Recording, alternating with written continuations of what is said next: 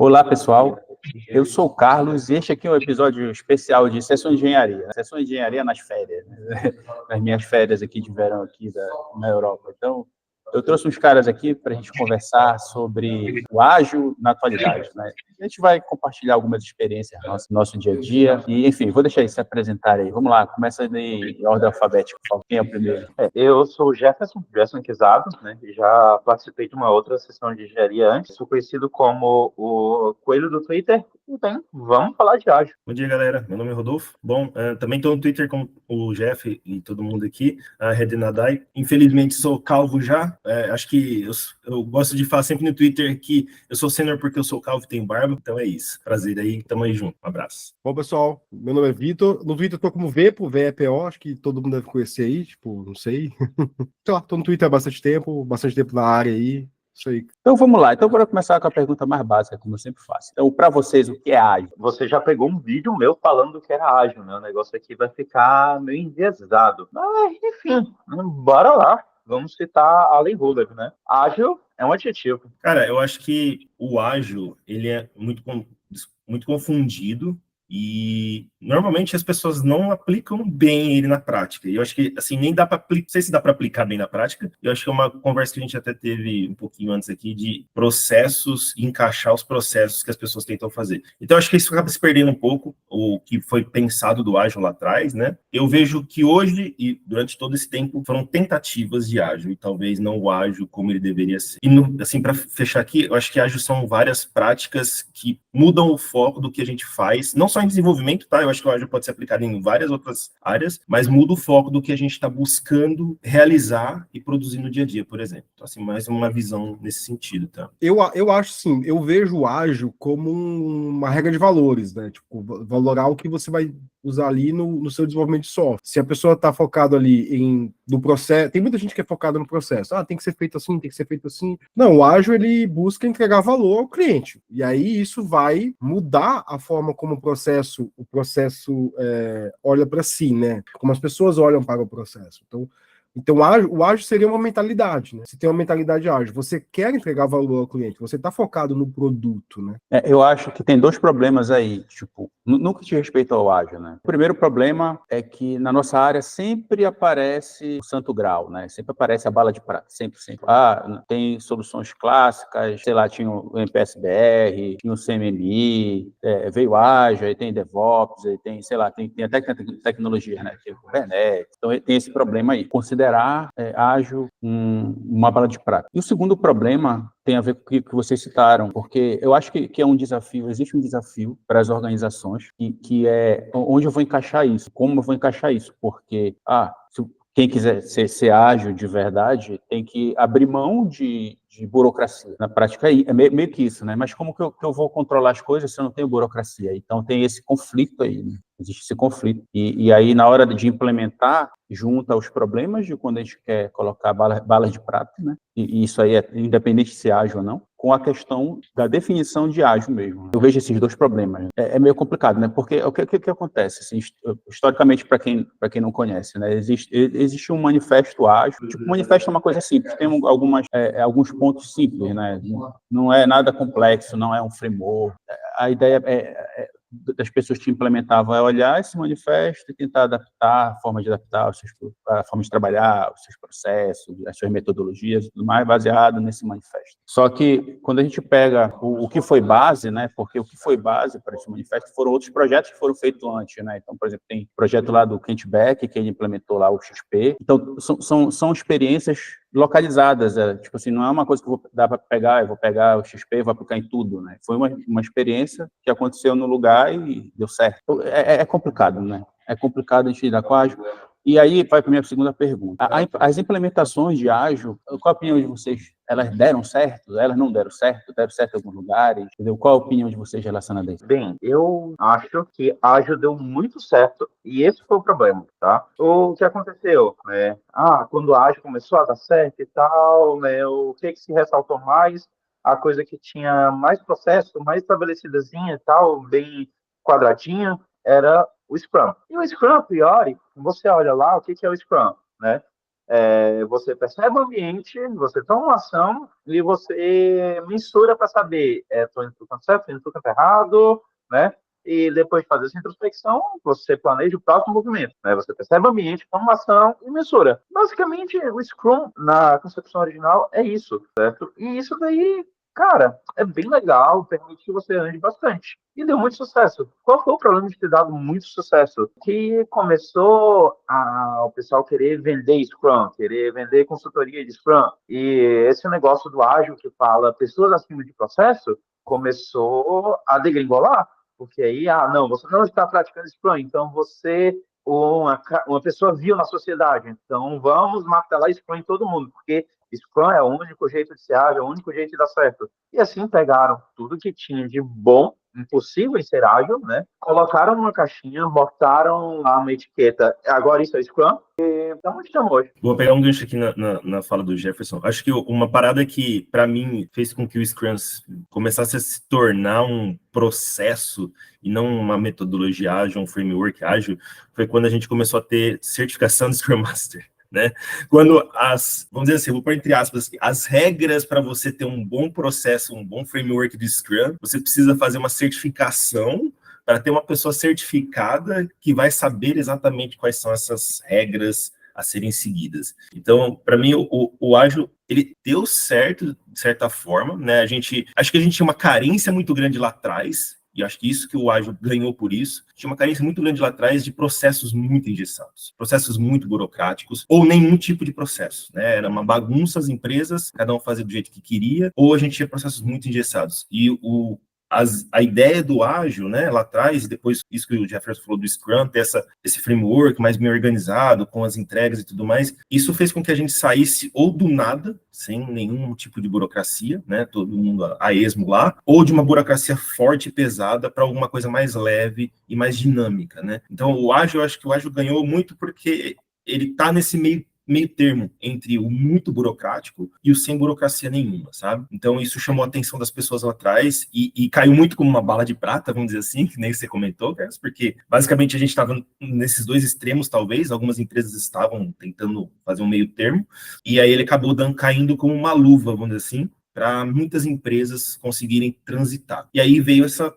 parada do framework do Scrum, veio o XP, veio várias ideias por trás junto, né, para poder tentar organizar de alguma forma esse processo de desenvolvimento, essa galera e tudo mais. Mas isso eventualmente acabou acontecendo exatamente isso. A gente existe uma tendência nas empresas à burocracia, né, a gente tem uma tendência a burocratizar tudo, porque a gente precisa de evidência, precisa de documento para comprovar, porque, enfim, por que deu errado, etc e tal.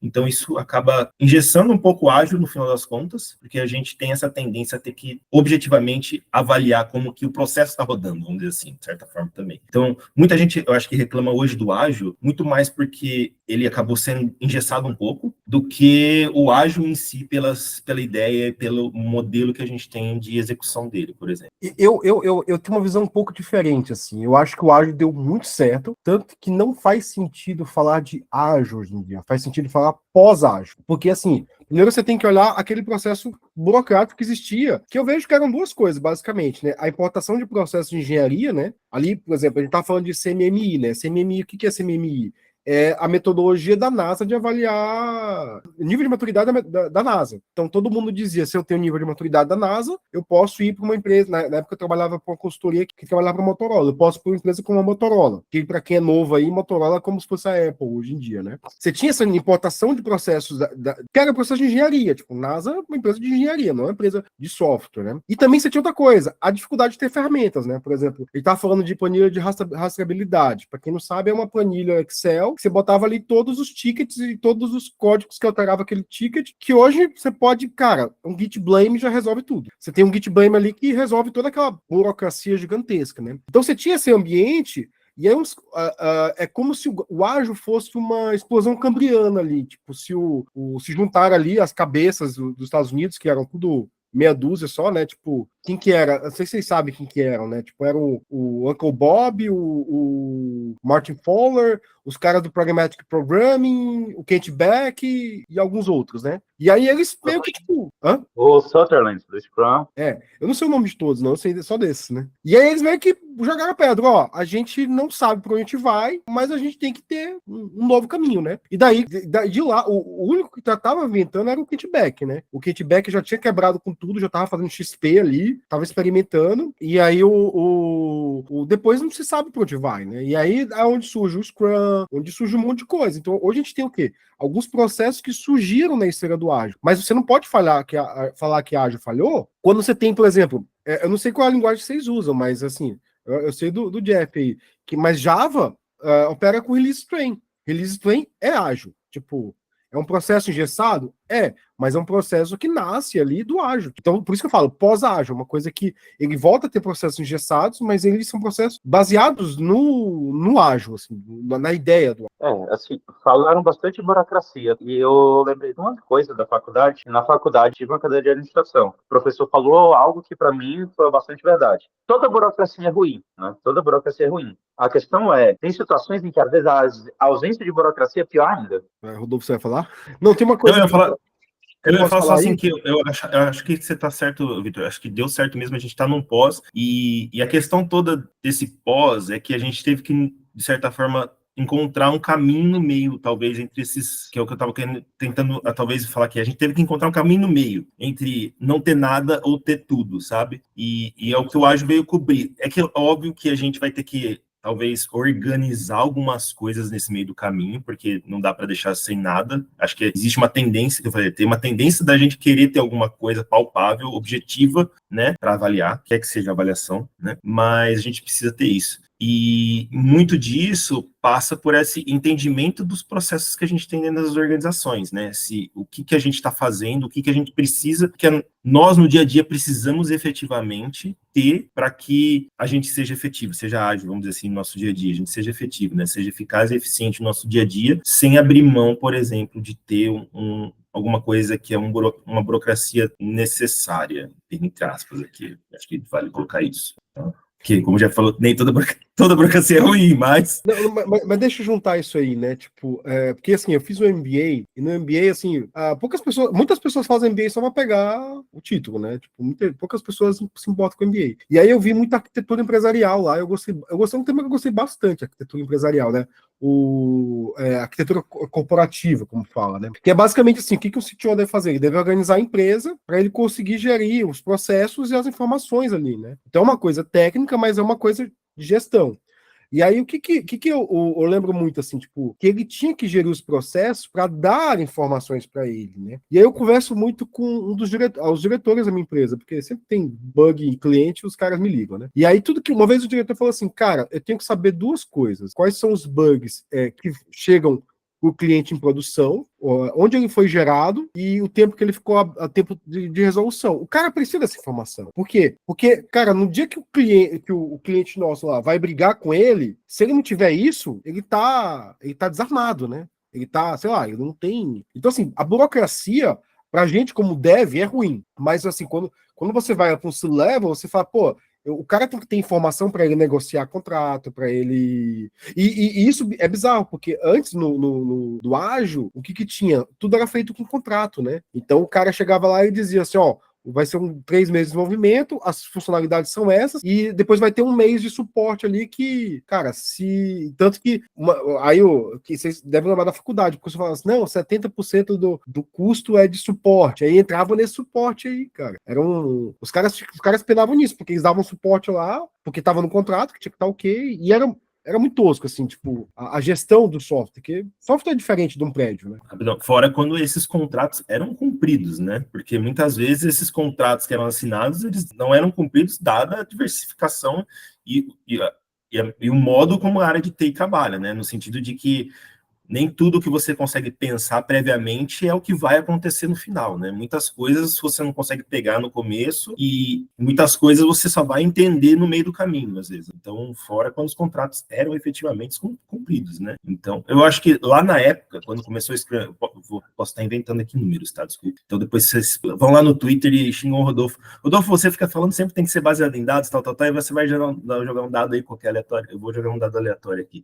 Eu acho que na época do Scrum, justamente por essa questão de trocar para ser bala de prata e tal, saiu algumas coisas assim também, que nem essa que foi trazido, que você trouxe aí, Victor, que, né, de que todos os projetos de Scrum falham e tal. Eu acho que lá atrás teve alguma coisa também assim que foi avaliado projetos que eram CMMI, MPSBR, etc e tal, o quanto que os contratos eram cumpridos também, sabe? Porque lá, essa parte de contratos era uma coisa muito importante, assim, ainda é, mas lá era uma coisa assim, que era muito required para você ter, antes de fazer qualquer desenvolvimento, né? Você comentou, tinha que assinar o contrato, o cliente, com todas as regras que você ia desenvolver do seu software previamente, muitas vezes, ou, enfim, calhamaços de coisas para você avaliar. Então, provavelmente lá atrás teve essas validações de quanto que contratos eram efetivamente cumpridos, né, de certa forma. Você falou aí dos contratos, do negócio do não cumprimento e tal, e basicamente foi em cima desse negócio desses contratos, né? O bom e velho modelo cascata, né? O Waterfall, que gerou a crise da engenharia de software, não sei se foi da década de 80 ou da década de 70, que praticamente a indústria quase deixou de existir por causa dessa brincadeira aí. Porque ninguém conseguia cumprir os contratos de entrega a tempo, né? Isso aí, gente, eu cheguei a ver nos anos 2000 já. O que acontecia? Você gerava muita hora extra, né? Então ali a empresa já jogava uma gordura ali no valor absurdo, porque sabia que, tipo, eu lembro uma entrega nossa, que eu gerei 70 horas extras em um mês, cara. 70 horas extras é quase 2 semanas, cara. Tipo, é absurdo. Em um mês. Assim, a crise do software é da década de 60, galera. E ela ainda tá rolando até hoje. Só, assim, não conseguimos sair da crise. Eu tava vendo uns tweets do Vitor Germano. É Vitor Germano? Deixa eu ver aqui. Que ele fala exatamente isso, né? Que ele fala que a gente faz software mal feito. O cara da Lambda 3 lá, como é que é o... Tem o... Tu deu RT nele faz pouco, né? Oi? QRT nele. Acho que foi tu que deu um QRT nele faz pouco, né? Foi. Vitor Hugo Germano. E o pior é que ele está respondendo o Alan Hullaby, né? Eu e o Coelho aqui, nós somos filhos do Alan Hullaby e do Dave Farley. Eu tenho dificuldade com nomes. Não, assim, eu também tenho, né? Só que esses dois, tipo, meio que depois que eu comecei a sessão de engenharia, são nomes que apareciam muito aqui, e aí eu fui atrás do trabalho deles e, sei lá, me identifiquei total, assim, tipo, porque, por exemplo, eu sou engenheiro DevOps, né, e aí, na nossa área tem muita, não sei como é que fala, assim, as coisas não ficam tão claras, assim, os conceitos não ficam tão claros, principalmente por causa dessa palavra DevOps, né? DevOps significa um negócio muito grandioso e aí tem muitos conceitos e, enfim, aí na prática, quando tu vai estudar, tu vai ver que DevOps não é nada mais do que entrega contínua, né? Tipo, a parte de engenharia de DevOps, a parte de engenharia de software, de engenharia que faz sentido, é entrega contínua, né? E vai ver quem foi que criou esses conceitos, foi o Jez Rumble e o Dave Farley. E aí, o Dave Farley tem um canal que é Continuous Delivery, e é muito bom o canal dele, fantástico. E um dia ele chamou o Alan Hullaby e, tipo, o cara que falou de uma forma que eu consegui entender, de fato, assim, que eu consegui trazer pro dia a dia, sobre ágil, foi ele, cara. Eu não consegui, assim, outro desses gurus aí que não conseguiram me vender ágil, assim, porque, assim, do jeito que ele fala, tem muito a ver com aquilo que resolve, né, no dia a dia. A visão dele acho muito legal, né, do Alan Hullaby, né? Enfim, pode falar. Cara, você trabalha com DevOps, cara. A sua área é fruto do ágil. Isso, exatamente. Tipo, exatamente. Você entrega contínua ao cliente, e aí aí chegou num gargalo ali que você desenvolveu o software, mas aí gargalava ali na entrega, né? E aí foi quando os caras lá do Flickr lançaram 9 deploys por dia, 12 deploys por dia, acho que é uma coisa assim, que hoje é bem mais. Né? Se vocês acham que ágil é datado, eu vejo que tem muitas ideias nos frameworks ágil, no XP ou no Scrum, etc., que são muito boas para times presenciais. Tem muitas ideias, muitas. Não são, tipo assim, não é uma ou outra, são muitas que funcionam se o time for presencial, só que o mundo de hoje mudou, né? E aí eu queria saber a opinião de vocês sobre isso, se isso ajuda a dar aquela impressão que o pessoal fala aí que o ágil morreu, etc. Se a questão do trabalho remoto, o trabalho assíncrono, vai de encontro ao ágil, né? Quer saber o ponto. Realmente, na época que começou a surgir essa história de ágil e tal, os experimentos, se não me engano, né, quem começou a experimentar com isso daí foi Kent Beck no final da década de 80, tá? Antes deles fazerem aquela reunião conselho de cabeças brancas que surgiu o manifesto, né? Isso, deixa eu interromper um pouco, isso me fez lembrar um negócio, que tipo, eu vi uma pessoa se queixar, falar de microgerenciamento, porque viu uma empresa que, sei lá, o Tech Lead falou que era o dia todo online, tipo assim, o dia todo, tipo, tu tem que ficar o dia todo numa call, a call que dura o dia todo e o time todo trabalhando. E, assim, só queria dizer que isso daí é ágil também, viu? Assim, isso aí não é microgerenciamento, não. Então, para tomar cuidado. Metodologia indiana de desenvolvimento, cara. Mas isso também é ágil, viu? E esse exemplo é um exemplo de conflito, né? Eu vou ter que ficar numa call o dia todo, aí conflito com o trabalho assíncrono, né? Enfim, continua. Bem, tá.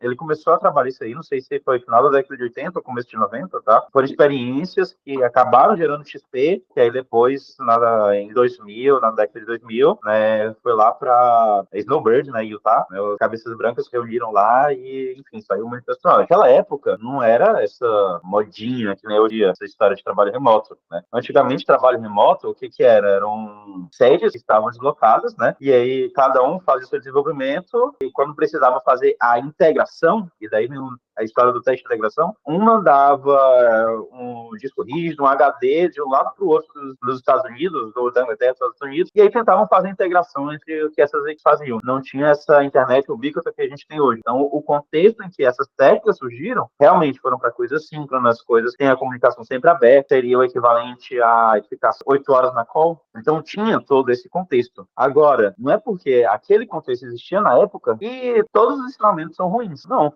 Né? Muitas das práticas, como, por exemplo, o Pair Programming, que o XP que começou com isso daí, ou então o Mob Programming, que na época também chamava às vezes de Couch Programming, porque reunia todo mundo ali em torno de um sofá e um grande monitor para ficar lá programando, eles têm bastante valor até hoje em dia, né? Assim, quando você está fazendo pair programming, além de você estar programando, você já tem um revisor logo ali te auditando, que a gente hoje em dia trabalha com code review, você já faz praticamente ao vivo e a pessoa está lá criticando, e como você sabe que tem uma pessoa lá olhando o seu trabalho, você acaba pensando mais e melhor sobre o que você está fazendo. Ou então você é doido nem eu, faz um bocado de macacada na esperança que dá certo, e depois a pessoa fica perguntando, tá, e aí, deu certo? Não deu? Por quê? Cara, eu vejo isso do online, do remoto, com o presencial, muito como uma questão de formação de times, sabe? Eu acho que isso que é um dos pilares do ágil, né? Pessoas ao invés de processos, né? Então, assim, muito da formação de times é você estar ali junto com as pessoas, sabe? Você não está presente do lado delas. Isso, assim, pode trazer alguma coisa, mas não é isso, né? Essa parte de pair programming, por exemplo, não é você estar do lado da pessoa, é você... Não adianta você fazer pair e a pessoa ficar do seu lado, olhando sua tela só e não contribuindo, né? Então, passa muito pela formação de times, né? Então, essa parte do online, o que ela perde do presencial, vamos dizer assim, o que a gente perde é da formação de times, no sentido de que muitas vezes as pessoas estão online e elas não querem se comunicar com as outras. Entende? E não é nem a comunicação assíncrona, que no online, assim, é muito melhor você ter essa comunicação assíncrona, né? É muito legal você ter essa possibilidade de comunicação assíncrona. Mas as pessoas, elas não querem se comunicar. Então, assim, como elas não querem se comunicar, a gente acaba perdendo um pouco disso no online, no remoto, o que quer que seja, né? No remoto aqui. Quando que no presencial, você vai do lado da pessoa ali, então não tem muito jeito. Se a pessoa virar para você virar para a pessoa, ela vai ter que responder de alguma forma, né? Ela vai ter que te ignorar, literalmente ela vai ter que te ignorar, né? E então acho que a gente perde um pouco, talvez, e aí tem que encontrar formas de minimizar isso, talvez essa salona com todo mundo junto no dia a dia, seja uma forma de tentar minimizar isso. É óbvio que eu sou contra no sentido assim, de que a sala tá lá e você tem que estar lá, mas você não tá te shareando, dando um share quando você tá com dúvida, sabe? Eu acho que existem momentos de interação que você precisa ter no dia a dia. Então, você precisa, no remoto, encontrar formas de tentar unir as pessoas. Que esse é o maior desafio, qualquer que seja, né? Não é nem do ágil aqui, né? Acho que é o desafio de encontrar e reunir as pessoas e que elas interajam umas com as outras, sem você ter que ficar intermediando, às vezes, essas conversas. Isso vai fazer com que o seu time, em certa forma, comece a ficar mais coeso. Tenha essa troca de informações, as pessoas consigam se organizar, porque uma das partes do ágil é a auto-organização do time também. Passa por isso, certo? Então, as pessoas, elas têm que entender que elas precisam se auto-organizar umas com as outras em muitos pontos. E não ficar na dependência, por exemplo, de um lead, de um manager, né? Então, ter essa... para mim, o remoto que a gente perde se a gente não conseguir contornar e ter essas alternativas é essa integração maior do time. Isso pode impactar, de certa forma, em alguma entrega, né? A pessoa ficou lá e não se importou com o coleguinha que está precisando de ajuda, né? Aí eu fiz a minha. Acabou, nem alguém perguntou no Twitter, e se acabar as tasks e se acabar as minhas tasks da sprint? Cara, os outros amigos seus terminaram também? A equipe como um todo terminou todas as entregas? Tem alguém precisando de ajuda? Então, as pessoas têm que ter esse olhar que muitas vezes elas não têm. E no presencial, às vezes, elas não vão ter esse olhar também, claro, mas vai ter alguém olhando que você está com um problema e vai poder trazer, entende? Então, eu acho que, para mim, o que peca nos projetos, e aí que vocês podem discordar total, de Scrum, é, às vezes, essa auto-organização. Acho que isso é uma coisa que muito pega, e talvez isso as pessoas reclamem muito de Scrum por isso. Tá? Mas aí, quando você perde isso, você não está fazendo ágil. Porque o ágil, por exemplo, o Scrum, se você lê, eu não sei como é que está hoje o site, quando eu procurei já saiu do site, mas alguns anos atrás, quando você abria o site do Scrum e ia lá na definição do Scrum, ele estava lá assim, tanto que eu era muito crítico na época que teve os agilistas, né? Porque quem já fazia ágil há, sei lá, no mínimo 5, 6 anos aí, surgiu a época dos agilistas, que aí chegou na empresa, era um cara que chegava lá e chamava daily. Aí eu olhava aquilo, que merda é essa, cara? Porque você olhava ali, eu já fazia Scrum há bastante tempo, né? O que era o Scrum? O Scrum, você entrava no site e olhava lá, era uma metodologia para gestão de times autogerenciáveis. Ou seja, o Scrum estava ali para possibilitar que os times se autogerenciáveis. Então, quem chamava dele não era o agilista. Quem chamava dele era o time. E aí, por ser uma metodologia... Eu sempre assim, a pergunta do Carlos aí, tipo, o ágil tá datado? Eu acho, não sei, cara. Para mim, assim, se você tiver algum contato com o Manifesto Ágil, lê o Manifesto Ágil, entender o Manifesto Ágil, ele nunca vai estar datado. Por quê? Porque ele fala ali, tipo, você tem que entregar valor, o processo, ele é menos importante do que entregar valor, né? Então, o que acontece, por exemplo, eu já vi muitas pessoas fazendo Scrum by the Book, mas sem entender isso, né? Então, o cara chamava daily, mas ninguém prestava atenção no que o coleguinha tá fazendo. E outra coisa que o Scrum tinha, você falou aí, Rodolfo, acabei minhas atividades, acabou. Cara, o Scrum falava ali que, tipo, atividade não tem dono. Então, você acabou suas atividades, cara, pega outra ali. Porque uma das grandes questões do Scrum era que você estimava baseado em pontos, porque você não sabia o tamanho dela. Pode ser que uma atividade, 13 pontos ali, fosse pequena. E aí, tipo, encontrei um jeito fácil de fazer aqui, ou que eu tinha medo, testei aqui, não aconteceu, então virou 5 pontos, terminei na metade do tempo. E aí, tipo, você fica livre. E aí, você não vai pegar a atividade do coleguinha? Não? Porque o Scrum também ele olhava para o time, cara. Não é a velocidade do indivíduo, é a velocidade do time como um todo. Isso é até interessante, né? Quando a gente começou a trabalhar com Scrum, tinha um cara que trabalhava com a gente que ele não entregava muito, mas o que ele fazia? Ele ficava ali no time ajudando todo mundo, né? Então, o pessoal começou a ver que ele entregava pouco, né? Tipo, sei lá, entregava poucos pontos. Aí o que fizeram? Demitiu o cara. Cara, só que o cara era especialista, né? O cara manjava muito de Java. O que aconteceu? A produtividade do time desabou total. Foi um gestor burro, né? Que olhava só para a métrica em si, não buscou nem conhecer as pessoas que estavam gerindo, né? E que, tipo, mandou o cara embora. Na verdade, não demitiu, né? Ele quis emitir, só que aí um outro gestor mais esperto foi lá e falou: oh, não. Dá ele para mim aqui que eu conheço esse cara, né? Mas, assim, eu já rodei Scrum dos dois jeitos, né? Um Scrum que a equipe queria fazer by the book ali, tudo bonitinho, mas não tinha um espírito. E o Scrum que rodava, assim, bem feito, com a... Eu lembro que tinha uma PO lá que ela sempre eu lembro dela tentando falar sobre retrospectiva, né? Ela sempre falava ali 2 minutinhos antes de começar a retrospectiva, e quando ela falava, pô, a retrospectiva funcionava bem, assim, as coisas rodavam, saíam ações, e foi o único lugar que eu vi, assim, o Scrum rodar bonito e entregava muito valor. O Scrum entregava muitíssimo valor. Bem, vou aqui até pedir desculpas, tá? Porque pareceu que eu defendi o Scrum no começo, né? Mas, na verdade, se você me seguir no Twitter, você vai ver que eu não gosto de Scrum, certo? Eu dei os louros, né? Claro, porque afinal temos que ser justos, tá? Normalmente, o que eu vejo, tá? Eu realmente não peguei o Scrum raiz, tá? Eu comecei a consumir alguns conteúdos do Sutherland, mas eu não cheguei a concluir. Tá, eu pivotei minha atenção para outra coisa, porque eu não sei, acho que outra coisa estava mais interessante, não é que aquelas leituras estavam ruins, tá? A minha sensação com o Scrum foi sempre que, foi até uma discussão dessa semana no Twitter, né? No Scrum acaba fazendo muito mais foco em output do que em outcome, né? Tipo assim, como o Vepa acabou de falar, a presença daquele engenheiro que habilitava o time, né? Ele não tinha muito output, mas ele gerava muito outcome. E no final das contas, o que interessa para a empresa realmente é o outcome, não é o output. Tipo assim, não importa se você está entregando todos os tickets. Se você está entregando todos os tickets que te mandam e aquilo ali não gera valor para a empresa, não gera outcome, cara, você está só rodando em torno do próprio eixo, não está indo para canto nenhum. Boa, legal. E, assim, eu acho que o que eu comentei disso tudo, isso que o Weber trouxe até é muito importante, né, de ter que você tem essa pessoa.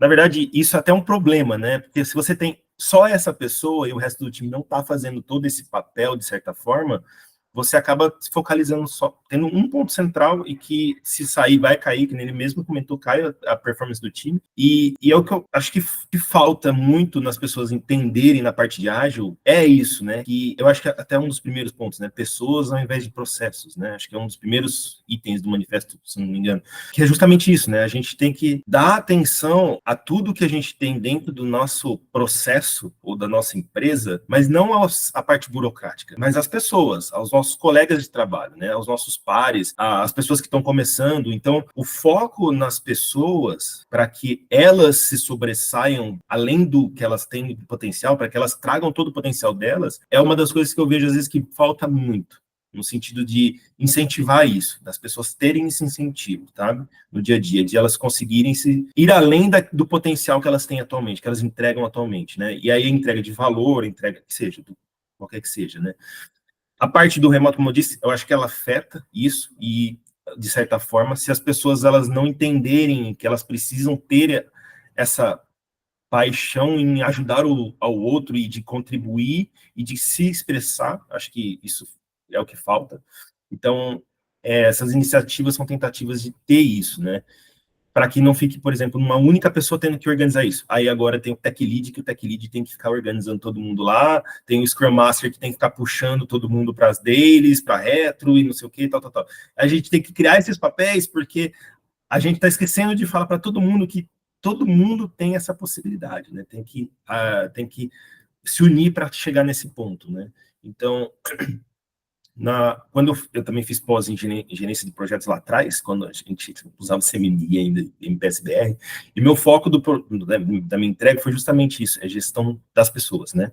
O gerenciamento das pessoas dentro do RH, que a turma falava lá atrás, né? O RH das pessoas, o quanto que as pessoas elas conseguem ver de si próprias, entender o seu ponto de trabalho, entender as suas limitações para tentar corrigir isso, melhorar isso, para que elas consigam ajudar elas mesmas e as outras depois, né? Então, acho que isso passa muito, é uma das coisas que o Scrum tenta trazer e que eu acho que é sempre renegado, né? A gente sempre está pensando lá, tem que rodar sprint de 15 dias, tem que fazer as entregas dos pontos, tem que não sei o que, tal, mas a gente esquece de que o nosso colega está com problema ou que a gente tem que, não precisa fazer esse processo rígido, a gente tem que pensar no valor que a gente está entregando para o cliente final realmente, né? Então, a gente esquece, deixa essa parte para o lado, porque ela não é, às vezes, tão objetiva, né? E esquece dela, e relega ela. E aí o remoto vem com isso, né? Tentar como que a gente vai fazer com que essa parte funcione, que ela já não funciona muito no presencial direito, como que a gente vai fazer para essa parte funcionar no Scrum e funcionar no posterior, né? Se a gente vai continuar no remoto, como que vai ser, né? O que vai acontecer. Esse pós-Scrum que o Victor comentou, né? Como que esse pós-Scrum vai, além do remoto, outras atividades que vai vir depois, como que a gente vai tratar principalmente essa parte que é essencial, que é essa comunicação entre as pessoas, esse vínculo entre os próprios devs da equipe, por exemplo, entende? Mas, vou usar um gancho aqui, pegar um gancho aqui, Rodolfo. Você falou aqui uma coisa do pós-Scrum, do vínculo das pessoas, e a gente tem, assim, principalmente nas mídias sociais, a gente às vezes dá valor para pessoas que estão em outro contexto, né? Por exemplo, chega aquele cara ali que está numa FANG da vida, que ele fala, daily não presta para nada. Só que, cara, para e pensa assim, tipo, eu tô numa empresa grande, mas não é uma FANG. Então a gente não consegue contratar o cara lá que é Ultra Mega Blaster em Kafka. A gente não consegue. Então, e aí, qual que era um dos valores que eu acho muito importante, por exemplo? O cara pegou e falou, dele não presta para nada. Meu, o time do cara é um monte de PhD. É só cara, universidade top, que manja muito de Java, de qualquer que seja que eles usam ali. O meu time chega pessoas que não manjam nada de Kafka. Simplesmente porque é difícil, né? E aí, o que a gente faz? Por que o Scrum é importante? Porque o Scrum na daily, ele fala assim, o Scrum tem que ter reuniões diárias, e se você não lembra, eu vou até relembrar aqui, a reunião do Scrum, ela tinha que ter 3 coisas, né? Ela tinha que durar até 15 minutos, desculpa, a reunião tinha que durar até 15 minutos, tinha que ter 3, a pessoa tinha que falar 3 coisas que ela estava fazendo. O que ela fez, o que ela ia fazer, e se ela estava com algum impedimento. E aí, por exemplo, no meu dia a dia, eu chego lá, eu entro na reunião, eu fico resolvendo minhas coisas, eu fico só olhando se alguém está ali impedido, porque, ou se alguém tá fazendo alguma coisa que eu vejo assim, putz, aquele sensor de vai dar merda, né? Pô, cara, aí eu ligo, depois eu ligo pra pessoa e falo assim, você tem que ficar atento que tem que acontecer, porque tem que fazer tal coisa, porque eu sei que as pessoas ali não têm um conhecimento que eu tenho de Kafka, né? Então eu tenho que ficar atento nisso. Então o Scrum serve para isso, para o time estar ciente do que está sendo feito e o time está ciente do que. E eu acho que quando a gente entra no contexto ali do remoto, isso fica mais importante ainda. Porque quando eu não sei quem viveu isso, né? Quando você tinha ali os to-do ali com os post-it, você via o cara mexendo. Hoje você não vê. Tipo, eu não sei se o cara tá. Eu não sei como que o cara tá trabalhando, né? E eu tava tendo uma reunião agora de compartilhar o problema de um problema que a gente está resolvendo, que ele existe em todo o produto, entendeu? E eu já resolvi o problema uma vez, aí o cara falou assim, mas eu não sabia que isso acontecia. Eu falei, pô, acontece, tipo.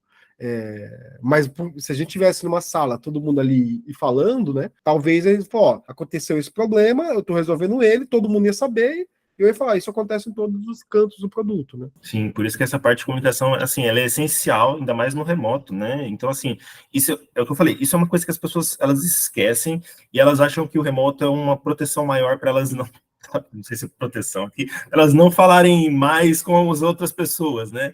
Então, assim, eu tô na minha daily, eu não vou. Tem gente, cara, assim, eu sou pró-câmera, tem gente que odeia abrir câmera para fazer daily. Eu gosto justamente. Tudo bem, não tem problema. Eu gosto justamente porque eu quero ver as pessoas, eu quero interagir com elas. Apesar de eu não gostar de conversar com as pessoas, eu quero conversar com elas em algum momento para explicar alguma coisa que precisa. Mas né? É aí que está a diferença do mundo atual, entendeu? Que isso, por exemplo, não existe uma regra. Eu vou dizer que todo mundo tem que abrir a câmera, ou todo mundo tem que fechar. Eu não sei como é na empresa do Vepo, eu não sei como é na sua empresa. O lance do time se autogerenciável é identificar se isso, o que é que funciona ali para o pessoal, entendeu? Eu não posso chegar aqui e dizer, olha, todo mundo tem que abrir a câmera, todo mundo tem que fechar. Tem que ver qual fit com o time e como ele vai poder produzir, né? Da melhor forma, como ele vai poder agregar valor, assim. É isso. Enfim, eu vejo muitos desafios, né? Isso é uma coisa, Carlos, que para acontecer isso, de certa forma, o time tem que se conversar, entende? Então, assim, eu falo isso, eu falo da câmera, porque, assim, é uma forma, a daily, né? A daily, o Web até comentou, né? A gente tem 15 minutos, as pessoas têm que falar, as pessoas têm que ficar de pé, né?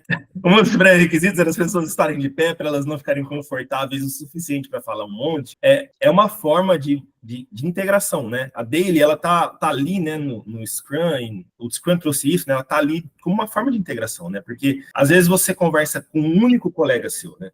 Mas tem todos os outros colegas que deveriam saber daquela informação, e você só passou para um, né? O erro que o Victor falou, eu tava com um problema, né? Você falou para um cara só, né? E você deveria falar talvez para todo mundo. Então a daily tá ali um pouco para isso, né? Para você compartilhar esse conhecimento entre todos também, de certa forma, e ter essa integração, né? Essa conversa ali, para todo mundo estar sabendo alguma coisa nesse sentido. Então, eu acho que um dos desafios, né? Tanto no remoto quanto no Scrum em si, é isso, né? É gerenciar isso que as pessoas não gostam. É gerenciar isso porque as pessoas não gostam, literalmente. Se você entrar no Twitter, vai ver lá um monte de gente reclamar, tem daily, não sei o quê. Eu reclamo às vezes, tem daily, não sei o quê, tal. Mas é uma forma, né, da gente organizar isso, tá? Galera, eu tenho que dar um tchauzinho aqui. Valeu pela conversa, obrigado a todos aí. Valeu, Victor, valeu, Jeff. Valeu. Convite aí. Falou, um abraço, a gente se fala aí. Até mais, até no Twitter. Um abraço. Até. Era isso que eu ia citar ainda agora, né? Mas acho que ele ficou empolgado pelo papo. Eu ia falar, pô, ele tem que sair, que ele me falou que ia ter que sair agora. Tô só olhando meu Teams aqui para ver se alguém me chama. Mas continuando ali, eu acho que assim, essa insatisfação, ela surge do ponto que as pessoas, elas não olham, e isso eu acho que tem que partir da gestão, né? Tipo, você chega alguém, você pega um cara, um estagiário ali novo, o cara entrou na área agora, o cara não sabe o que é ágil, o cara não sabe o que era o processo enjaulado, engessado que existia. Então, assim, o cara não sabe para que existe uma daily, e a gente tem que passar isso para ele, a daily, o foco da daily é tal coisa. Então o cara só sabe assim, pô, todo dia eu tenho que falar o que eu faço. O cara não tá assim, não, isso existe por causa de tal coisa, para resolver tal problema, né? E aí, no fundo, o que acontece? Daqui a alguns anos vai ter que reinventar a roda, vai ter que, tem um problema de comunicação aqui, como é que tu resolve? A daily já existia para isso, cara. Pois quando eu fui líder, né, foi justamente na época da pandemia, né? E aí a empresa resolveu, beleza, vamos usar o Discord. E a primeira coisa que eu falei lá pro time foi o quê? Cara, a gente não vai se comunicar via mensagem direta. A gente vai se comunicar no salão da empresa, né? Que tinha uma sala lá no Discord chamada Salão. Só que acontecia, tava todo mundo falando lá, muito barulho acontecendo, né? E aí, o que foi que eu fiz? Beleza, vamos criar novas salas. Aí, qual vai ser o nome das salas? Lavander, Cerulha e essa cidade do Pokémon que tinha um ginásio, tá? Então, tipo assim, criamos 4 salas e o pessoal começou tudo que tava acontecendo, em vez de ficar na mensagem direta, não.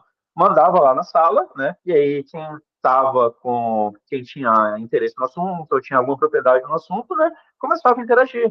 Né? E com isso daí a gente segmentava, né? Naturalmente no dia acontecia, as pessoas tratar dos problemas específicos. E isso daí não gerava tanto ruído assim, afinal, né, quem estava numa sala tinha um papo específico. Quando começavam a notar que tinham 2, 3 papos paralelos acontecendo, eles entravam nas outras salas, isso era maravilhoso, auto-organizado, e, tipo assim, isso supriu boa parte da nossa questão de sync no que um estava fazendo, no que um estava com dificuldade, né, sem precisar ter aquela barreira da daily. Então, eu não sou um cara de webcam, eu não sou um cara que gosta de daily, tá? Mas eu entendo o valor que tem essa questão de você ficar deixando o time com essa energia. Então, como é que eu consigo resolver isso daí? Essa daí foi uma solução que, para o meu time, na época, funcionou, certo? Agora, vamos voltar à raiz do ágil, né? Que vocês estão sempre falando, eu sempre concordo, tá? Pessoas acima de processos. Não é porque funcionou comigo, vai funcionar com todo mundo. Exatamente, essa que é a questão, né? Porque tem coisas que podem funcionar. Tem coisas clássicas que podem funcionar. Metodologias clássicas funcionam em organizações clássicas. Se a organização clássica tem uma cultura clássica e funciona direito, vai dar fit lá com o RUP da vida, com, sei lá, com o MPSBR, com o CMMI, vai ter fit, porque essas coisas funcionaram em algum lugar. O problema que a gente tem que trazer para cá é que não existe fórmula mágica. A gente está falando de crise do software. A crise do software existe justamente porque não existe fórmula mágica. Não apareceu uma fórmula mágica para resolver isso. E uma coisa que eu vejo que é muito complicado do momento atual, porque, como vocês citaram aqui mesmo, o ágil, ele já aconteceu, a gente está meio que numa época pós-ágil. E, assim, quem não vivenciou aquela época antiga nossa lá, a época lá do CMMI, do ITIL, da vida, não consegue entender, como vocês mesmos citaram, os problemas que existiam antes, que eram bem piores do que a gente tem agora. E o meu medo é começar a surgir um movimento para, sei lá, tentar resolver as coisas igual como foram tentadas naquela época da burocracia, né? Como se fosse um pêndulo, né? A gente foi pro ágil, aí agora a gente vai tentar voltar para... E isso está errado, e não é assim. O movimento correto é incremental, né? A gente está vendo o problema aqui, ó, temos um novo problema, vamos resolver esse problema, né? Não é, eu vou abandonar aqui, sei lá, eu tô com uma ferida no braço, aí eu vou cortar o braço. Né? O braço é o ágil, né? Eu vou cortar o braço porque ágil não presta. Aí eu tenho esse medo, assim, eu resolvi fazer isso para conversar sobre esse tema, justamente porque eu visualizo isso, né, na atualidade. Porque, por exemplo, tem muitos frameworks que estão surgindo agora que funcionam. Por exemplo, tem o SAFe, né, que é o ágil escalável. Ele pega vários conceitos, né? Ele pega o Scrum, ele pega Continuous Delivery, ele mistura vários conceitos, assim, é um framework bem engessado. O pessoal do ágil não gosta. A gente usa o framework Safe. Não, bobear, os meus clientes usam também. Assim, o mundo todo roda em cima do Safe. O contexto de Safe é empresa gigantesca. Exatamente. Mas tem muita startup que usa também. Muita startup que usa. E, assim, é bom que o debate exista, né? A ideia desse vídeo aqui é mostrar as referências, né? A nossa referência, para quem quiser conversar com a gente. E também citar os nomes, né? Que como o Vitor falou, eu não sou bom de nome. Bora citar alguns nomes aqui. Kent Beck, Alan Hullaby, né, Dave Farley, essas pessoas estão todas aí nas redes sociais, estão vivas, graças a Deus, e produzindo bons conteúdos. Então, corra atrás dessas pessoas, viu? Livro que eu recomendaria, os caras do Pragmatic Programming, eles têm uma editora, cara, todo livro que tá lá é bom. O ruim que sim, eles são bons. O pessoal do Pragmatic Programming também são bons. Eles estavam lá na reunião do Ágil e o único problema deles é que eles não publicam no Brasil. O pessoal tem que correr atrás. Vamos lá. O pessoal da nossa área, a gente tem que correr atrás. Então, vocês têm esse mesmo medo que eu, das novas gerações irem para um lado errado ou voltar a repetir os problemas que a gente repetiu no passado? O que eu acho, o Carlos, porque assim, o que pode acontecer é a gestão querer repetir o que existia no passado, né? Eu já tive no ponto de quando eu fui arquiteto, eu tive que a gente ia terceirizar o desenvolvimento do framework, da plataforma que a gente ia desenvolver, né? Foi contratado para fazer uma plataforma de IoT industrial, refazer, né? Porque ela estava muito ultrapassada e precisava refazer. E aí a gente precisava terceirizar. E aí aconteceu, a gestão não queria ágil. A gestão queria pegar um documento lá, entrega de 3 meses, tudo, e aí fui lá eu atrás peguei o carrinho, comecei a visitar empresa, que todos que eu conheci aqui no interior, fui lá na capital, em São Paulo, e, cara, ninguém quer, porque é risco para a consultoria falar assim, peraí, eu vou ter que fazer esse acordo aí? Não quero. E eu acho assim, isso do ponto da gestão, né? A gestão vai quebrar a cara, porque ninguém vai querer contratar um terceiro para desenvolver nesse esquema. E do ponto de vista dos devs, o que está acontecendo é a galera reclamar dos processos pedindo ágil.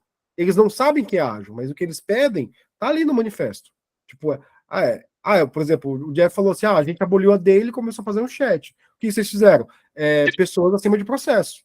Basicamente isso. Vocês pegaram o Scrum e falaram assim, tem a tal da daily, a gente não gosta, como é que a gente resolve? É isso. E a galera tá reclamando por mais ágil. Assim, é um detalhe também, né, no que tem no manifesto. Pessoas acima de processo. Não é inexistência do processo. É entrega de funcionalidade acima de entrega de documento. Não é inexistir o documento. É sempre bom a gente ressaltar esses pontos óbvios que, querendo ou não, todo mundo que participou daquela reunião e até hoje, né, precisa ficar sempre falando disso, porque as pessoas pegam aquilo ali, vamos só valorizar as pessoas e jogar fora os processos. Então, dá um jeito que as coisas funcionem. Melhor do que ser tão radical assim. Né? Na verdade, os caras que participaram daquela reunião, eles odeiam aquele manifesto. Aí sim, o que eu queria também dizer é que, tipo assim, hoje em dia, muita preocupação com código, tem gente que se preocupa muito com código, e na realidade o ideal é a gente, todo mundo que faz parte do time, se preocupar com problemas do usuário e resolver os problemas do usuário, né? Eu acho que assim, a gente tem que mais falar sobre os problemas que a gente tem que resolver, as coisas que a gente tem que construir, do que ficar falando sobre, por exemplo, ágil, tentar algum framework ágil, tem que ser assim, tem que ser assado, tem que ser assado, porque como vocês viram aqui, isso é uma coisa que varia, né? Isso varia de acordo com o time, de acordo com a cultura da empresa, de acordo com a situação. Então, não é uma coisa engessada. Mas, independente de onde a gente esteja, o que importa é isso. Né? É isso que a gente tem que focar. Então, eu acho que é isso. Acho que a gente já falou bastante aqui. Não é muito bom a gente se prolongar sobre esse tema. É um tema sensível e, sei lá, é muito abrangente, né? Não é o famoso, como eu escrevi, né? É o famoso depende, né? Esse tema aí que a gente está puxando aqui, não adianta a gente ficar aqui, e eu não quero que a gente seja confundido como, sei lá, estamos determinando as regras das coisas, etc., para não usar outra palavra, outro termo mais pesado. Então, eu queria deixar aberto para vocês fazerem as últimas considerações dos senhores relacionadas a esse tema. Ainda vai ter mais perguntas depois, mas relacionado a esse tema aí, o que vocês acham que ficou faltando a gente falar? Uma das coisas até que papai dele fala, né, em um dos vídeos dele, que a gente tem 3 pilares durante o desenvolvimento de software, né, que é o recurso que você vai ter, o tempo necessário para aquele negócio sair e o escopo. E, tipo assim, não tem como você fixar 3. Você fixa 2 e você tem um ponto que você, querendo ou não vai conseguir determinar. Normalmente as coisas você tem um recurso finito. E a outra coisa que normalmente você tem é o quê? Cara, eu tenho que entregar em até tanto tempo, né? Senão eu vou perder meu market fit ou alguma outra coisa. O que resta deixar aberto, né? Você chegou ao coração do ágil. É isso aí. Que eu tenho para concluir, assim, eu acho que, assim, ágil, por mais que as pessoas falam que ágil morreu, elas estão falando em cima do ágil. Então, não tem, pensando assim, a evolução da tecnologia, quando surge uma tecnologia nova, você não volta atrás. Tipo, você pode responder a ela, mas você não volta. E ágil é uma técnica, é uma técnica de gestão. Você não volta atrás. A tecnologia, de certa forma, ela tá ali como um marco ali. O ágil tá como um marco. Você não vai voltar pro CMMI. Se você voltar pro CMMI, uma hora alguém vai olhar e falar, pô, o Scrum é melhor, entendeu? Então eu acho que dizer que o ágil morreu é uma estupidez que mostra a sua ignorância. Boa. E quais autores, a gente já falou aqui, eu já falei dos principais, e quais livros vocês recomendam o pessoal ler, o conteúdo o pessoal consumir relacionado a esses temas que a gente conversou hoje? Bem, um autor, para mim, extremamente influente, tá? É o Lincoln Xavier, tá? Então, procurem ele no Twitter, procurem as talks que ele dá, procurem as outras questões de engenharia que o Lincoln fez aqui com carros, que, cara, ele sim, ele é XP na veia, tá? Ele conhece bastante, né, do que é ser ágil, né, do que é esse adjetivo. Eu ia indicar o Projeto Fênix, assim, é um livro que eu gosto bastante, assim, né? Eu até indicar um filme, mas você vai perguntar depois de filme, né? Mas o Projeto Fênix é um livro que fala sobre DevOps, mas ali fala um pouco de ágil também, ali fala de processo, né? Então eu acho que é um livro que ajuda bastante, assim, você entender as coisas. Eu li faz bastante tempo, preciso reler ele, e é um livro que eu indico sempre. Eu acho que assim, uma coisa boa da nossa conversa, de você ter citado dessa forma o livro do Projeto Fênix, é que, tipo, seria interessante quem está assistindo esse vídeo perceber que um dos lances legal do ágil é pregar que tá todo mundo junto, né? Tipo, não tem uma diferença, né? Tipo, olha, tem diferença aqui do meu time de segurança, ou um abraço sushi, um abraço pro sushi de abacate, ou o time de operações, ou o time de dev, todo mundo é o mesmo time, todo mundo tem o mesmo objetivo de entregar um produto final, ou então um serviço de qualidade pro nosso cliente, né? Então, isso é uma das lições que eu acho muito importante do ágil, né? Que eu acho que a gente não deve esquecer isso, porque isso é uma coisa boa, né? Isso é uma coisa boa, porque quando eu saio daqui da minha sala para ver os problemas lá do Coelho, né? Do Jefferson, eu começo a entender melhor as dores dele, e ele vice-versa, quando ele vem conversar comigo. O Alan Hullaby é um cara que conversa mais com o pessoal de desenvolvimento, né, e com a gestão. Enquanto o Dave Farley, ele conversa com todo mundo de engenharia, conversa com o pessoal de operações, o pessoal que vai criar pipeline, conversa com o dev também, entendeu? Então, é bom a gente não pode perder isso. Uma comunicação é uma coisa muito simples, né? Assim, não estou dizendo, a gente tem que abraçar o mundo, tem que ser especialista em tudo, tem que ser dev especialista, operação. Não. A gente tem que entender que nós somos um time, né? A gente tem que entregar um produto final e todo mundo tem que trabalhar cooperando, né? A gente tem que, basicamente, isso que é uma coisa legal, assim, disso que o Vitor citou aí e do que a gente está falando aqui. Vocês têm recomendações de filme, sei lá, pode ser relacionado ao tema, ou pode ser cultura pop, fica à vontade aí, filme, série, sei lá. O que é que vocês estão assistindo? Tem um, assim, que eu não sei se vocês lembram, Como Enlouquecer Seu Chefe, deixa eu ver aqui, de 99. É o filme que é exatamente o ponto antes do ágil. Legal. É um filme excepcional, maravilhoso. Jefferson. Infelizmente, para essa pergunta, eu estava completamente despreparado e desarmado, tá? Então, eu vou mandar aqui, cara, uma das coisas que eu acredito bastante, tá? É na tal da jornada do herói, né? Eu consumo bastante desse negócio do monomito, herói de mil faces, né? E uma coisa que eu achei bem bacana de como é que foi construído foi no anime Hell's Paradise, né? Inclusive, eu descobri essa semana que estava na Netflix, foi uma madrugada interessante, tá? E eu realmente acho que vale a pena olhar isso daí sob a ótica do monomito e sobre a ótica também da jornada do escritor. Legal, eu tava de férias, né? Tava de férias e, sei lá, não tava assistindo nada. O que eu tô assistindo agora é a Eurocopa aqui. Tô assistindo a Eurocopa. E acho que é isso. Eu não tô assistindo filme nenhum, não. Eu sei lá, acho que ontem eu dei play em Annabelle, acho que a primeira Annabelle. Ultimamente eu tô assistindo os filmes mais tentando entender a visão de cinema das coisas, né? Não tô assistindo o filme como um espectador, como eu sempre fiz, assim. Eu sento e ligo, sei lá, o modo avião e fico assistindo o filme.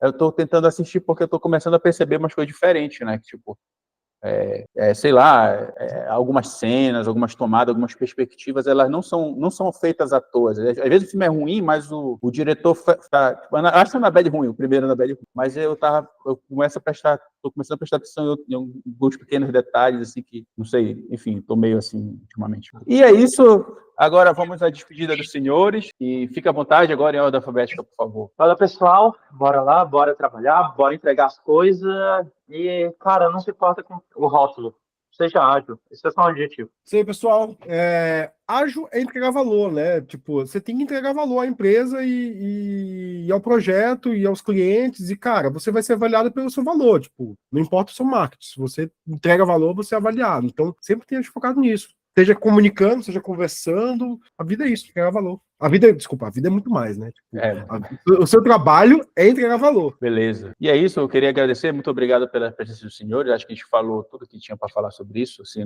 não acho que ficou faltando coisas, não, porque isso tem que ser uma coisa simples, não acho que não tem que ser, a gente não tem que se prolongar muito nisso. Enfim, muito obrigado para esses senhores, e até a próxima, e deem tchau. E emita os sons para poder aparecer no final. Tchau. Tchau. Falou. Falou, pessoal.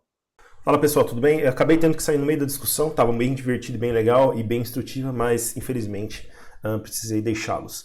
Bom, eu acho que a gente cobriu bastante assunto dentro do que foi comentado. Acho que tem muito mais para comentar, mas o que eu gosto bastante, que eu comecei a comentar e eu acho que faz muita relevância, essa parte de integração do time, né, essa comunicação que o time tem que ter. Eu acho que isso é uma parte essencial se você quer ter um time bem estruturado, que seja auto-organizável até, né, e que você tenha uma boa saída entre demanda e o que é produzido, né? Então, essa comunicação ela faz parte principalmente dessa integração do time, né, e quanto mais comunicação e menos ruído e chiado, melhor, né? Eu acho que a comunicação é a parte essencial, é uma das partes que mais falham nos projetos, e isso não é só Scrum, isso não é só os antigos projetos que a gente tinha, mas em todos na nossa vida pessoal também acontece isso. Então eu acho que isso é uma coisa que todo mundo tem que trabalhar, tratar, tentar, enfim. Eu disse também até que a comunicação, acho que é a parte que por natureza ela é falha, né? E aí a gente não pode deixar que ela continue falha, né? Com relação a um livro que eu sugiro a leitura, é um livro que eu li lá atrás, quando eu fiz a minha pós-graduação em gerência de projetos, e o meu tema principal, como eu comentei, foi essa parte de gerenciamento de times, a parte de RH, né, vamos dizer assim. E esse livro é um livro antigo, então, como eu disse, de 2004. O livro chama High Performance Teams, How to Make Them Work. Eu gostei desse livro na época porque ele traz uma estrutura em termos objetivos de como a formação de um time acontece, desde a sua formação até o entendimento dos participantes entre si, basicamente como etapas, né, dessa escalada do time se tornar um time de alta performance e depois, por exemplo, a desvinculação dos membros para a criação de outros times, por exemplo, né. Então eu acho um livro relativamente interessante que tenta tratar desse tema, acho que vale a leitura aí. Eu não sei se ele tem no Brasil para vender. Na época eu comprei, acho que em modelo digital, isso foi em Kindle, se eu não me engano. Capa dura, eu tô vendo na Amazon aqui, tá mais de R$600, então fica aí talvez para tentar achar via Kindle ou alguma coisa assim. Como é um livro mais antigo, talvez seja possível de achar ele até em alguma livraria online aí de livros gratuitos, enfim, não sei, tá? O autor dele é o Mark Hahn, e o nome novamente é High Performance Teams, How to Make Them Work, tá? O que eu tenho assistido ultimamente, só para finalizar também, agora só falando um pouquinho de mim. Bom, eu tô assistindo bastante coisa de Godzilla com meu filho e principalmente de dinossauros, porque ele voltou a curtir parte de dinossauro, eu gosto bastante também. Eu tenho um quadro de dinossauro do meu lado aqui. Sério, eu voltei a assistir agora a temporada de The Boys, a nova temporada saiu, e também gosto de assistir algumas séries mais voltadas para esse público de super-heróis, né? Então, Invincible, esses caras assim que quebram um pouco alguns paradigmas do que a gente está acostumado de MCU e dos quadrinhos padrões que a gente tem, né? Da Marvel ou da DC, tá bom? E voltei agora a fazer um pouco da leitura dos meus livros de Cthulhu, que faz um tempo já que eu li e reli algumas histórias, estou voltando a ler algumas que faltaram eu terminar ou que eu já não lembro muito mais bem. Eu sou fã dos Cthulhu's Mitos, então é isso. E eu queria agradecer aí pelo convite do Carlos e por essa jornada aí que a gente teve nesse pequeno espaço de tempo conversando sobre um assunto que, como o Victor falou, já aconteceu, já estamos no pós, né? Nós já estamos vivendo o pós do que foi a vitória do ágil em cima de qualquer outro tipo de processo que a gente tinha, mas a gente vive num momento também que muitas coisas acontecem e muitas pessoas estão criticando de forma muito agressiva, talvez o ágil ou algumas das atividades do ágil, sem entender o motivo por que elas existem, talvez, né? Como eu disse, a parte de comunicação, a Daily tá aí para isso, enfim, a gente discutiu lá, mas eu acho que é isso. Então, agradecer e vamos que vamos. A gente continua na luta aí para tentar não só melhorar as comunicações dentro das empresas, como a nossa própria aí, beleza? Agradeço aí pelo convite, muito obrigado e um grande abraço. Até mais.